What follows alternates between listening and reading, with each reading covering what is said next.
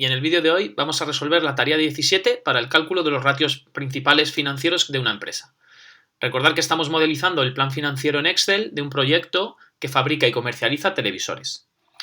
Esta tarea 17 lo que nos pide básicamente es calcular los ratios en 5 categorías, lo que es liquidez, capacidad de la empresa de pagar a menos de un año o corto plazo, los de actividad, que serían ratios que de alguna manera nos indican cómo de rápido o lento se mueven determinadas cuentas a lo largo del año, y también algunas relacionadas con los cobros y pagos a clientes y proveedores. Por otro lado, tenemos una categoría que son los ratios de rentabilidad, relacionados con márgenes de rentabilidad como puede ser el EBITDA, el EBIT, beneficio neto, es decir, márgenes de ganancia a distintos niveles de áreas funcionales del negocio. Tenemos por otro lado los ratios de solvencia, los relacionados con la capacidad de pagar a largo plazo de la empresa, es decir, con la estructura de equity deuda que tenemos, y finalmente los ratios de valoración, que están relacionados con definir si el proyecto nuestro es rentable o no es rentable. Recordar que los ratios principales, para poderlos poner en contexto, es necesario analizar los que calculemos de la empresa con el promedio de sector o con empresas de la competencia, porque si no estamos perdiendo pues una perspectiva importante. Nosotros, por ejemplo, no sabemos si somos altos o bajos si no sabemos cuál es el promedio de la altura, ¿verdad? Pues con los ratios pasaría igual. Además, los ratios nos dan una foto fija en el año vertical, que se llama análisis vertical, y cómo evolucionan estos a lo largo del tiempo, análisis horizontal, de la salud financiera que tiene una empresa. Es como un análisis de sangre, pero en este caso de la salud financiera de una empresa. Os recomiendo, por favor, que la descripción de estos ratios y su procedimiento de cálculo yo lo realizo en el canal de vídeo One Minute Sensei, que si vamos a One Minute Sensei, a listas de reproducción, tenemos una lista de reproducción que es la de contabilidad, y dentro de la lista de reproducción de contabilidad hay un vídeo explicativo que habla de los ratios financieros de una empresa, explicación. Entonces, por favor, os recomiendo que veáis este vídeo que dura 19 minutos, donde básicamente explico todos estos ratios por categoría, su procedimiento de cálculo y el significado conceptual. Volvamos, por tanto, ya a la modelización en Excel de estos ratios. Vamos a crear una pestaña que se llame ratios, ¿de acuerdo? Cambiar nombre, ratios. Y lo que vamos a hacer, como siempre, es copiar los 4 primeros instantes, ¿de acuerdo? Y lo voy a hacer un poquito más grande para que todos los veamos bien el cálculo. Los primeros ratios de liquidez que vamos a calcular, los ratios, perdonad, son los de la categoría liquidez, capacidad de pagar a corto plazo. Y en este ejercicio, los ratios que nos están pidiendo calcular son los siguientes. Por un lado, tenemos el de liquidez, definido como el activo corriente entre el pasivo corriente. En segundo lugar, vamos a definir el ratio de tesorería, que es uno más estricto que el de liquidez, debido a que solo tenemos en cuenta la caja del balance entre el pasivo corriente. El tercer ratio que vamos a definir es el fondo de maniobra, que se define como la resta de activo corriente menos pasivo corriente. Lo que vamos a analizar es si con el activo corriente podemos pagar nuestras obligaciones a menos de un año, es decir, a corto plazo. Y finalmente el fondo de maniobra sobre las ventas, expresado como porcentaje. Otra cosa que es muy importante también tener en cuenta con los ratios es que cuando en el denominador se suelen tomar los valores promedio del año. Es decir, por ejemplo, si nosotros quisiéramos analizar el ratio de liquidez del año 1, lo que haríamos es dividir el activo corriente del año 1 entre el pasivo corriente, no del fin del año 1, sino el pasivo corriente promedio del primer año. Entonces tomaríamos el pasivo corriente de 0, ¿de acuerdo?, más el pasivo corriente de 1, y esto lo dividiríamos entre 2 para tener un valor promedio. ¿Por qué se hace esto? Para que el ratio no esté distorsionado por un valor inicial y final que pueda tener mucha dispersión, ¿no?, en el cálculo. Vamos, por tanto, a calcular esto. Fijaros, vamos a calcular el activo corriente, que lo tenemos en el balance de situación. Tenemos el total activo corriente del año 1, ¿de acuerdo?, que lo vamos a dividir entre el pasivo corriente promedio del año 1. El pasivo corriente, fijaros que lo tenemos aquí, tomaríamos el valor inicial más el valor final y lo dividiríamos entre 2 y volvería a cerrar el paréntesis. Fijaros que si yo arrastro la fórmula a la derecha, ya el cálculo se hace automáticamente y vamos a trabajar solo con 2 decimales. En segundo lugar, lo que vamos a calcular es el ratio de tesorería, que es más estricto.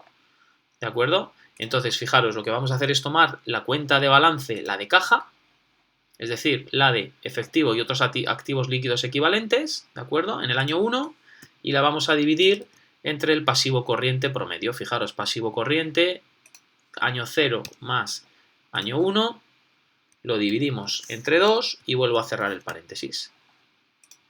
Y arrastro a la derecha. El siguiente valor de ratios de liquidez es el del fondo de maniobra, que se define como activo corriente menos pasivo corriente. Y aquí sí tenemos valores iniciales. Vamos al balance y hacemos activo corriente menos pasivo corriente. Fijaros que esta magnitud está en euros, formato, moneda, le voy a quitar los decimales. Y a la anterior también la voy a poner solo con 2 decimales. Y el fondo de maniobra sobre las ventas, pues fijaros que aquí tenemos calculado el fondo de maniobra, pues voy a dividirlo entre las ventas netas que tenemos en el año. En T0 no hay ventas, luego solo se puede calcular a partir del año 1. Voy a tomar fondo de maniobra dividido entre las ventas netas, que lo tenemos en la cuenta de resultados, lo tenemos aquí en el primer epígrafe, ventas netas. Y lo vamos a poner en porcentaje con 2 decimales. Fijaros, estos son los principales ratios de liquidez que estamos analizando. La principal consecuencia que podemos ver es que la empresa tiene una liquidez muy elevada. Por lo general el ratio de liquidez debe ser superior a 1. Tenemos un ratio de liquidez de 48, 28 y en torno a 28 veces, ¿no? Si tomamos el valor promedio, tenemos un ratio de liquidez que está en torno a 31 veces. Luego voy a poner aquí el valor promedio, ¿de acuerdo? Para que nos hagamos una idea de en qué rango están estos ratios. Y fijaros que la primera idea que nos está dando esto es que la empresa tiene una liquidez muy elevada, ¿de acuerdo? Es decir, tiene una capacidad de pagar a corto plazo muy elevada. Esto de alguna manera nos sugiere que no estamos gestionando bien la caja.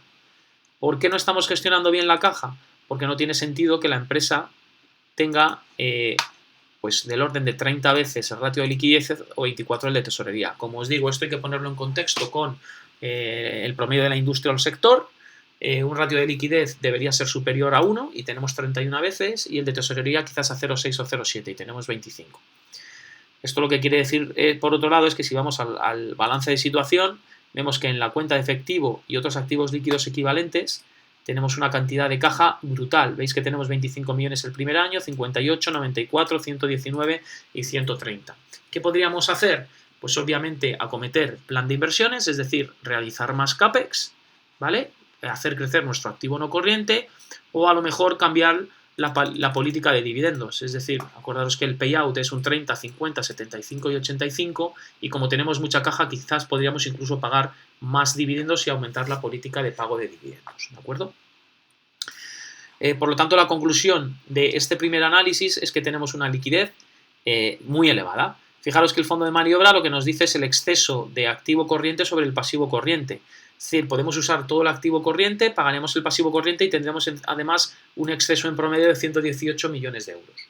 Y finalmente el fondo de maniobra sobre las ventas es del orden casi del 50%, lo que quiere decir que tenemos de nuevo pues una liquidez muy elevada. Una vez que hemos hecho los ratios de liquidez, vamos a pasar al cálculo de los ratios de rotación y actividad. Actividad y rotación. Vamos a ponerlo en bonito, a copiarlo de nuevo, ¿de acuerdo? Control C, Control V, y vamos a poner los ratios de actividad y rotación. Recordad que esto lo que nos va a decir es cómo se mueven de rápido o lento determinadas cuentas, sobre todo del balance de situación, a lo largo del año, y este sentido de si hay mucha rapidez o no en las cuentas puede ser positivo o negativo. Imaginaros que nosotros tenemos una cuenta de stock que tiene una actividad lenta en el año, es decir, no es lo mismo vender stock que salga con este ritmo que estáis escuchando del almacén, lo que querría decir que hay una elevada rotación de stock porque hay mucha venta, a que el stock salga con este ritmo. Tendríamos una actividad inferior, menos rotación, y eso quiere decir que vendemos menos, ¿de acuerdo? Fijaros que aquí en los ratios de actividad y rotación vamos a poner también unos que están relacionados con los días de cobro y de pago. Aquí tenemos los días de clientes. Recordad que los días de clientes en este ejercicio son 30, ¿de acuerdo? Son pagos a 30 y esto lo tenemos en el cuadro de mando. Los días de cobro a clientes son 30 días, que van a ser siempre los mismos. Hay un mes de desfase entre la venta y cuando cobramos la venta. Luego vamos a tener los días de stock o inventario, que es una métrica muy importante a nivel de supply chain. En este caso hemos indicado que los días de stock es 0 porque estamos trabajando con un sistema just in time y todo lo fabricado se vende, es decir, no tenemos stock. Finalmente tenemos los días de proveedores, es decir, cuando pagamos a los proveedores, y en este caso recordar que en este ejercicio los días de proveedores son 45 días. Lo llevamos y arrastramos al resto y estamos obteniendo los días de proveedores. Se define como ciclo operativo neto con la suma de los días de clientes más días de stock menos días de proveedores. ¿Qué nos estaría dando esta métrica? Pues básicamente cuánto tardamos en convertir la caja otra vez en caja. Fijaros que si nosotros captamos financiación, lo que hacemos es comprar materia prima a proveedores, hacer un proceso productivo donde tenemos unos días de stock de producto y finalmente lo que hacemos es hacer un cobro de los clientes X días después. Si nosotros lo que hacemos es sumar los días de stock que tenemos de producto más los días que tardamos en cobrar menos los días que tardamos en pagar a los proveedores, esto lo que nos está dando es una métrica que nos está diciendo que nos estamos financiando con proveedores al tener un valor negativo. Fijaros que nosotros hemos cobrado la venta 30 días y sin embargo pagamos a 45. Luego hay 15 días, ¿de acuerdo? 15 días que nos estaríamos financiando con nuestros proveedores y traspasando ese coste financiero a los proveedores. Aparte de esto, vamos a calcular la rotación de clientes. ¿De acuerdo? La rotación de clientes se define como los clientes, el saldo de la cuenta de clientes, perdón, las ventas que tenemos al año, ventas del año entre el saldo promedio de los clientes, ¿de acuerdo? Fijaros que si nosotros tenemos una rotación de clientes elevada, es porque tenemos unas ventas elevadas o porque tenemos un saldo de clientes bajo, es decir, cobramos antes. ¿De acuerdo? Cuanto la rotación sea mayor, tiene un efecto más positivo, o porque pagamos más antes, cobramos antes las ventas, o porque tenemos ventas elevadas. ¿De acuerdo? Luego, en la rotación de clientes queremos que sea muy elevada. Una rotación de clientes baja quiere decir que tardaríamos mucho en cobrar de clientes. ¿De acuerdo? Para esto vamos a tomar las ventas del año 1, que lo tenemos en la cuenta de resultados, ventas netas, y lo vamos a dividir entre los clientes promedio. Nos vamos al balance de situación, vamos a tomar la cuenta de clientes del año 0 más el del año 1, cerramos el paréntesis, lo dividimos entre 2 para tomar clientes promedio y obtenemos una rotación de clientes en el año. Lo vamos a poner en formato moneda, en formato general, ¿de acuerdo? No se pone en euros, formato número con 2 decimales. ¿Esto que nos estaría diciendo? Que nuestra cuenta de clientes rota en promedio, bueno, el primer año 24 veces, 15, 13, 13, y si hacemos el valor promedio, pues nuestra cuenta de clientes rota en el año unas 16 veces al año. Seguimos luego por otro lado con la rotación de proveedores, igual que tenemos clientes, vamos a tener rotación de la cuenta de proveedores, y aquí lo que queremos es que sea al revés, ¿no? Cuanto menos rotación quiere decir que pagamos más tarde. En este caso no vamos a tomar las ventas del año, sino vamos a tomar las compras del año, ¿no? Las compras de materia prima, y lo vamos a dividir entre el saldo promedio de proveedores. Fijaros que si nosotros tenemos un saldo de proveedores muy elevado, va a haber baja rotación y quiere decir que pagamos tarde a proveedores, ¿no? Entonces aquí a priori lo que queremos es que este valor sea, si se puede, un valor bajo. Vamos a hacer el cálculo. Las compras de materia prima están en el COGS de la materia prima anual, dividido entre, nos vamos al balance de situación y lo vamos a dividir entre los proveedores promedio. Los proveedores están en el pasivo corriente, tomamos los proveedores del inicio del año más los proveedores del fin del año, lo dividimos entre 2 para tener el valor promedio y tenemos de alguna manera también la cuenta de rotación de proveedores. Fijaros que es un ritmo más bajo que el de clientes, un promedio 11 veces. Y finalmente vamos a poner la rotación de activos. La rotación de activos es dividir las ventas netas que tenemos en el año, ¿de acuerdo? Las ventas netas del año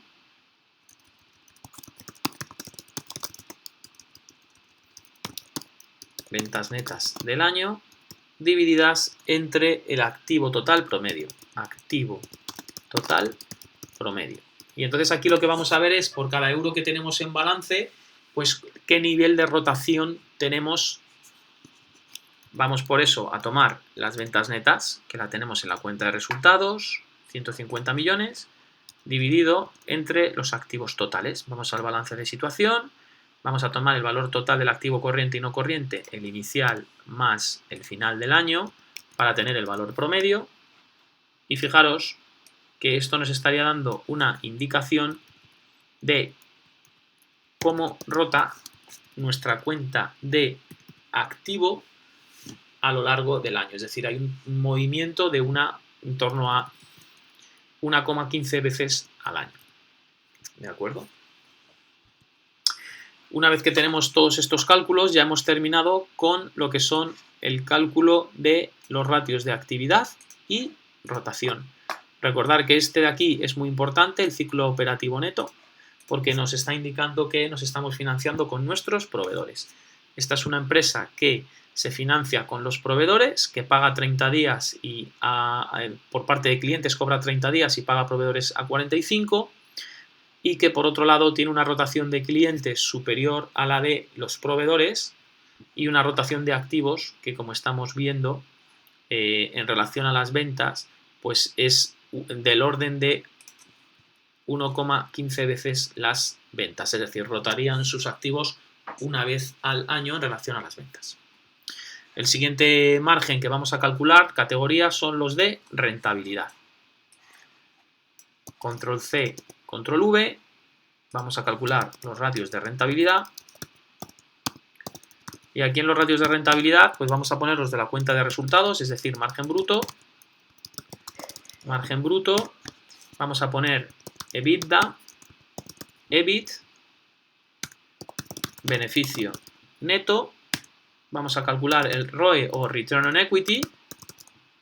Return on Equity, que se define como el beneficio neto dividido entre el patrimonio neto promedio. Y vamos a calcular el ROA operativo, que se define, o Return on Assets. Return on Assets, que se define como el EBIT dividido entre el activo medio. ¿De acuerdo? El ROA operativo lo que toma es, en vez del beneficio neto, el EBIT entre el activo medio.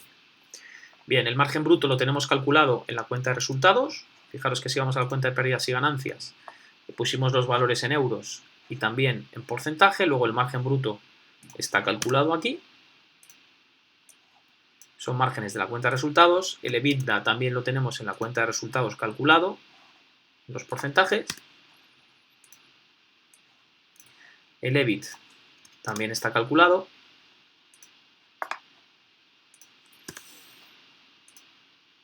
Y el beneficio neto también es un margen de beneficio que lo tenemos en la cuenta de resultados. Fijaros que a nivel de los márgenes de beneficio tenemos una empresa que a priori parece que tiene unos márgenes de beneficio bastante elevados. ¿Por qué? Para que os hagáis una idea, fijaros, a nivel de beneficio neto tenemos en promedio un beneficio neto del 52%. empresas como Apple pueden tener del 25 al 35% de beneficio neto. Es decir, tenemos unos márgenes a nivel de rentabilidad bastante elevados. En lo que se refiere al return on equity, lo que estamos midiendo es, por cada euro que tenemos en balance de equity o financiación vía accionistas, cuánto trasladamos o generamos como beneficio neto. Es decir, por cada euro que le pedimos a los accionistas, cuánto generamos de beneficio neto. ¿De acuerdo? Entonces, lo que vamos a hacer en este caso es dividir el beneficio neto que tenemos en la cuenta de resultados, en este caso del año 1, aquí está, beneficio neto del año 1, y lo vamos a dividir entre el patrimonio neto promedio del año. Nos vamos al balance, nos vamos al patrimonio neto, el del momento 0 más el del momento 1, lo dividimos entre 2 para tenerlo en promedio y tendríamos calculado el ROE. Lo vamos a poner en formato porcentaje con 2 decimales y lo que podemos observar es que estamos obteniendo una rentabilidad por equity del orden de el 84%, es decir, una rentabilidad muy elevada. Del análisis de estos márgenes de rentabilidad vemos que parece que la empresa tiene una rentabilidad muy elevada. Fijaros que además los accionistas, cuando vimos las necesidades totales de financiación, le estaban exigiendo a su dinero un CAE, una rentabilidad mínima anual del 25%. Y en términos de lo que es Return on Equity, beneficio neto por cada euro prestado por el accionista, pues estamos en torno al 84%. Como parece que el proyecto va a ser rentable, ¿no? Y luego finalmente tenemos el ROA. El ROA vamos a tomar el EBIT, que está en la cuenta de pérdidas y ganancias. Nos vamos al valor del EBIT del año 1 y lo vamos a dividir entre el activo total promedio, que está en el balance de situación, valor del activo total, 200 más 209, lo cerramos, lo dividimos entre 2 y cerramos la división. Lo arrastramos a la derecha, lo ponemos en formato porcentaje con 2 decimales. Y si nos damos cuenta, el Return on Assets también es del orden del 84%. Esto querría decir que por cada euro que tenemos en balance, ¿de acuerdo? En términos de EBIT, estamos generando del orden del 84 céntimos de euro. ¿De acuerdo? Este margen lo que nos está diciendo, fijaros que los márgenes de la cuenta de resultados más importantes son el EBITDA y el EBIT, porque nos dicen lo bueno o malo que es el negocio por la propia operativa del negocio. El EBITDA no está de alguna manera manipulado por la depreciación y amortización, es decir, por la vida útil que supongamos a los activos no corrientes, y el EBIT sí puede estarlo. Sin embargo, lo que estamos viendo aquí es por cada euro que tenemos en el balance, ¿no? Pues qué rentabilidad a nivel operativo estamos obteniendo, ¿no? Básicamente. Y esto se trasladaría en que por cada euro de la financiación obtenemos 84 céntimos de euro en promedio. La conclusión básicamente de este análisis de rentabilidad sería que la empresa tiene una rentabilidad a priori muy elevada, aunque como os he dicho anteriormente, tendríamos que compararlo con el mercado, ¿no? Con la competencia. Fijaros que ahora mismo lo que tenemos es una empresa que tiene una liquidez muy elevada, por otro lado tiene unos niveles de actividad rotación, también tiene una actividad elevada y se está financiando vía proveedores a 15 días y los márgenes de rentabilidad son brutales desde cualquier punto de vista.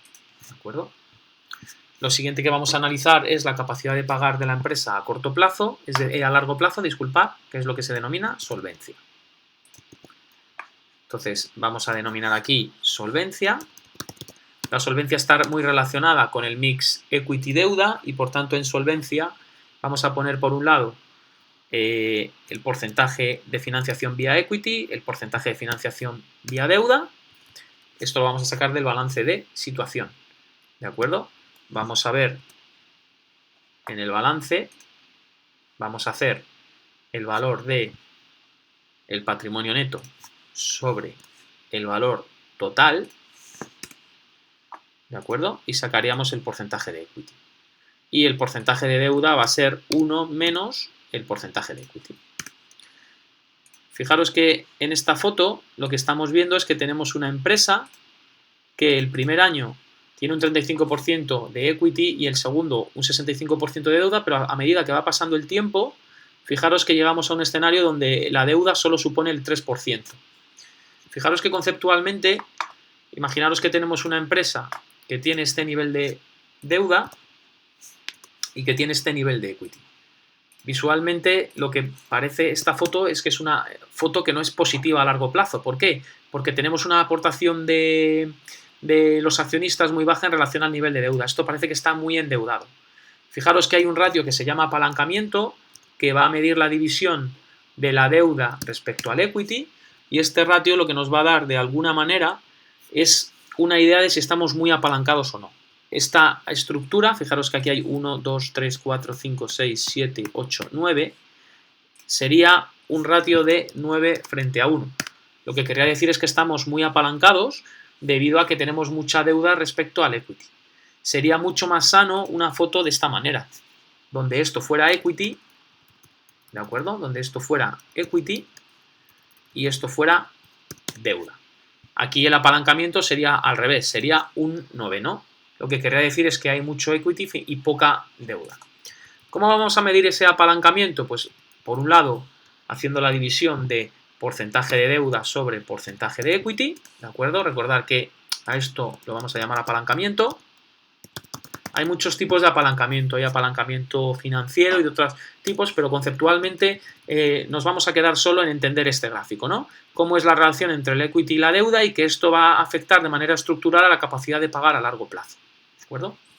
Este apalancamiento, por tanto, vamos a dividirlo deuda entre equity y se va a expresar en tanto por 1, ¿de acuerdo? No se expresa en porcentaje. Luego voy a cambiarlo, formato, número con 2 decimales. Fijaros que el apalancamiento que tenemos en este caso pasamos de 1,86 a 0,03 y para que os hagáis una idea, en la crisis financiera los bancos estaban apalancados en torno a 40 o 50 veces y empresas españolas, por ejemplo, de construcción estaban apalancadas a 80 veces. Luego esto realmente lo que nos está diciendo es que el nivel de apalancamiento es bajo, como nos demuestra el mix equity-deuda. La solvencia también se mide con una métrica que se llama deuda financiera neta dividida entre el EBITDA. Fijaros, muchas veces hay un debate muy grande de si un país tiene un nivel de deuda sobre el PIB del 100% o del 150% y se hace un análisis sesgado de si estamos muy endeudados o no. Mirad, para saber si estamos muy endeudados o no, indudablemente si hay mucha deuda eso es malo, pero hay que compararlo con la capacidad de generar caja o ingresos que tiene una empresa. Entonces, una deuda sobre PIB del 100% es malo.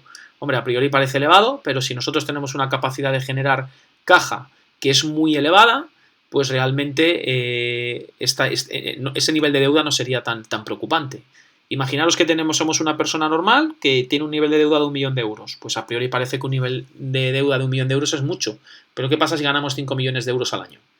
Pues que esto ya no sería tan preocupante. ¿Qué es lo que nos va a medir este ratio deuda financiera neta EBITDA? Nos va a medir nuestra mochila de deuda frente a nuestra capacidad de generar de alguna manera rentabilidad operativa por el propio negocio, ¿no? El EBITDA puede ser similar al CFO, no es exactamente el cash flow operativo, pero es muy similar. Luego vamos a comparar nivel de deuda frente a capacidad de generar caja o rentabilidad operativa. La deuda financiera neta se define como la deuda financiera a corto plazo, más la deuda financiera a largo, menos la caja, ¿de acuerdo? Voy a ir al balance y voy a calcular aquí la deuda financiera neta. Recordad, deuda financiera neta es la deuda bancaria a corto plazo, que la tenemos, que es 0, más la deuda a largo, deuda financiera a largo, menos el efectivo y otros activos líquidos equivalentes. Mirad, si es positivo quiere decir que si la empresa gasta toda su caja, en este caso 25 millones, todavía le quedarían 104 millones de deuda. Fijaros que aquí la deuda financiera neta en el año 1 es 35 millones y aquí ya es negativo. ¿Eso qué quiere decir? Que con la caja que tenemos pagamos toda la deuda financiera y además nos sobra caja por 40 millones por 91 por 130. Esto está en línea con lo que hemos analizado antes. Tenemos una empresa con mucha liquidez. Vamos a calcular, por tanto, deuda financiera neta EBITDA. Luego vamos a dividir la deuda financiera que hemos calculado en el año 1 dividido entre el EBITDA, que lo tenemos en la cuenta de resultados. Este ratio que estamos calculando aquí, perdonad que me he ido de año, ¿no? Deuda financiera neta del año 1 en el balance de situación dividido entre el EBITDA del año 1. Esto es en tanto por 1, ¿de acuerdo? Lo vamos a poner for centrado, no se pone en euros, se pone en unidades tanto por 1, número con 2 decimales, y fijaros, estamos teniendo una deuda financiera neta de 0,35 y negativa. Lo que quiere decir esto es que tenemos un exceso de liquidez. Por lo general, la deuda financiera neta EBITDA debe ser inferior a 8. Empresas con una deuda financiera neta superior a 8 empiezan a estar ya muy apalancadas, y fijaros que aquí lo que estamos viendo es que no estamos en ese sentido teniendo un apalancamiento elevado, como veíamos ya en el ratio de apalancamiento muy bajo. Además tenemos una solvencia elevada, es decir, la conclusión sobre todo de la solvencia es que es una solvencia elevada.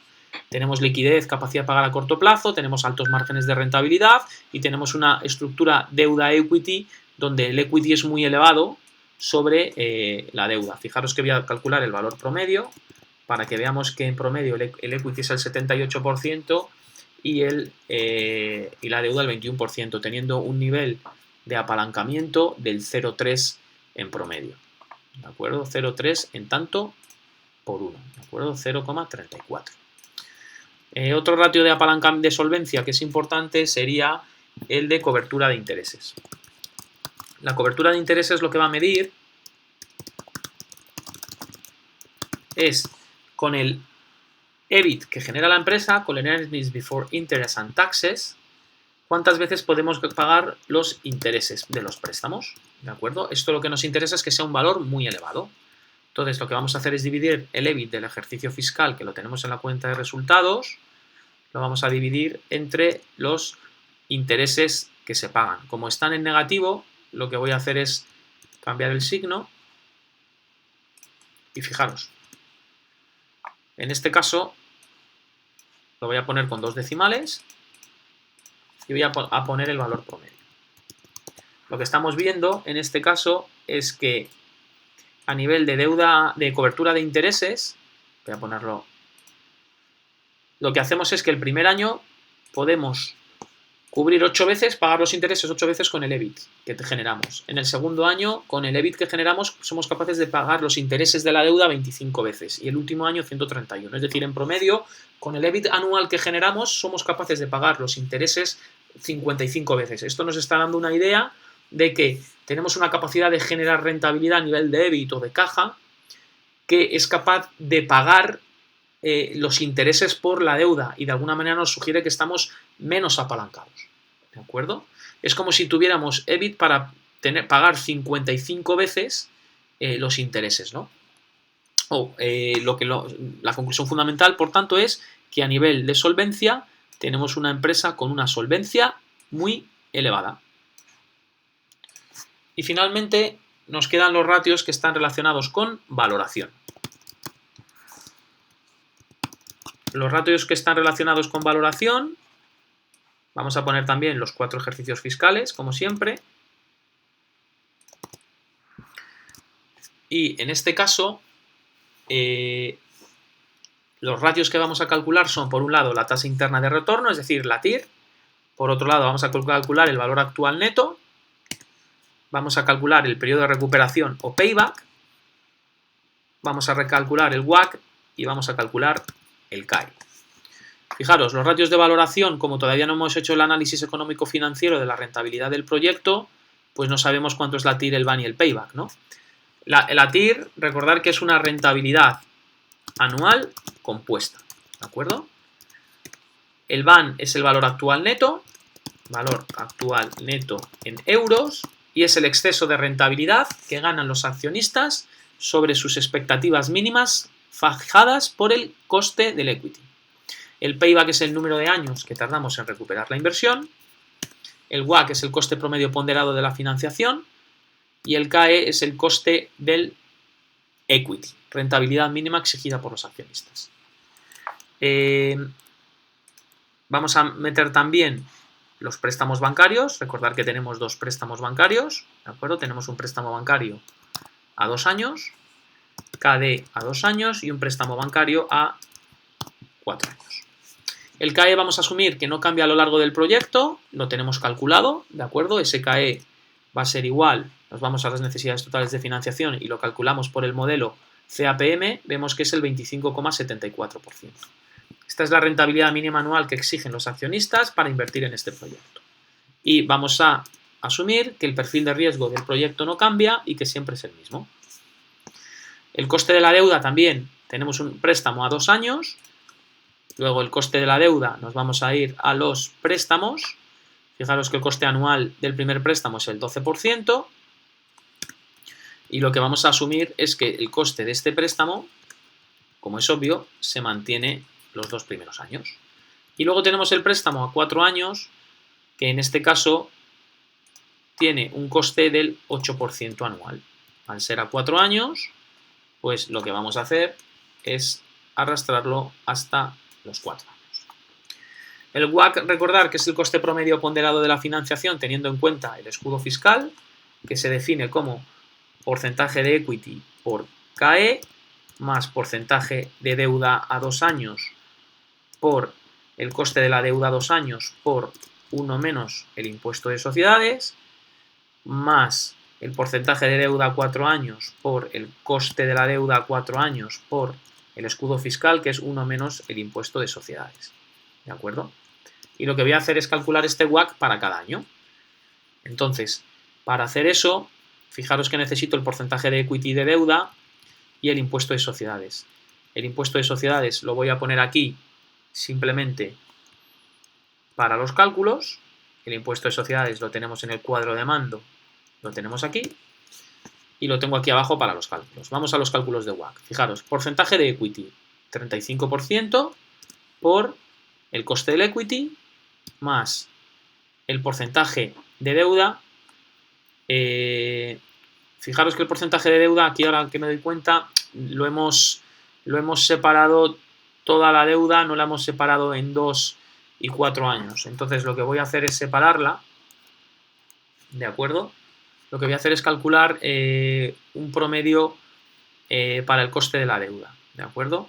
Voy a calcular un coste promedio de la deuda, un KD promedio, ¿de acuerdo?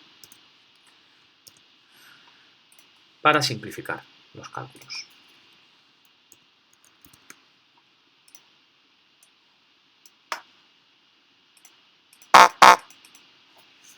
Y con este coste promedio vamos a calcular el WACC, ¿de acuerdo? Disculpad. Vamos a hacer el porcentaje de equity por el coste del equity más el porcentaje de deuda por el coste promedio de la deuda por 1 menos el impuesto de sociedades, que lo voy a dejar fijo. Y fijaros, aquí lo que obtendríamos, por tanto, es el coste promedio o WACC de la financiación que estamos teniendo. ¿De acuerdo? Vamos a interpretar estos valores que hemos calculado. Por un lado, el coste promedio de lo que es la financiación bancaria, en este caso sería 10, 10, 10. Fijaros que aquí no tenemos préstamo bancario, luego este cálculo lo vamos a mantener también en el valor del préstamo a 4 años, ¿de acuerdo? Porque si no estaríamos cometiendo un error, ¿de acuerdo? Y fijaros, la rentabilidad mínima que exige el accionista por invertir en este proyecto es del 25,74% anual, es decir, en función del perfil de riesgo del proyecto, el accionista exige una rentabilidad anual a su patrimonio neto del 25,74% cada año. Por otro lado, tenemos un préstamo a 2 años que tiene un coste del 12% y otro a 4 años que tiene un coste del 8%. En promedio tenemos un coste del 10%, ¿vale? He hecho un promedio aritmético, no ponderado, ¿vale? Aquí habría un error de cálculo. Y el coste promedio de la financiación con este mix 35-65, 53-46, 75-24, 86-13 y 96-3 nos estaría dando un WACC que tiene esta magnitud, que va del 13,88 al 25%. Voy a poner también, como antes, los valores promedio. ¿De acuerdo? Voy a poner los valores promedio. Y vemos que el WACC en promedio es del 20%, que el CAE en promedio es el 25,74, el préstamo el 12, el 8 y el otro es el 9,2. ¿Qué nos falta por calcular? Nos falta por calcular, en este caso, la TIR, el BAN y el payback, que es la resolución de la tarea número 18, donde vamos a calcular la rentabilidad económico-financiera del proyecto. Y para eso es necesario calcular el flujo de caja del accionista.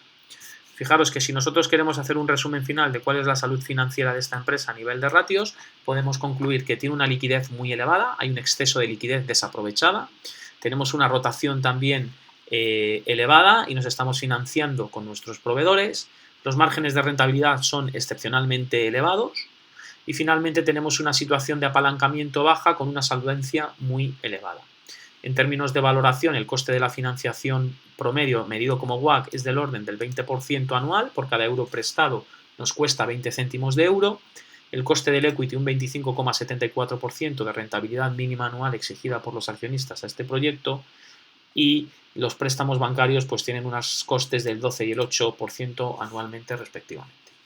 Recordad que somos One Minute Sensei y estamos modelizando el plan financiero de un proyecto de emprendimiento que fabrica televisores y los comercializa. Muchas gracias.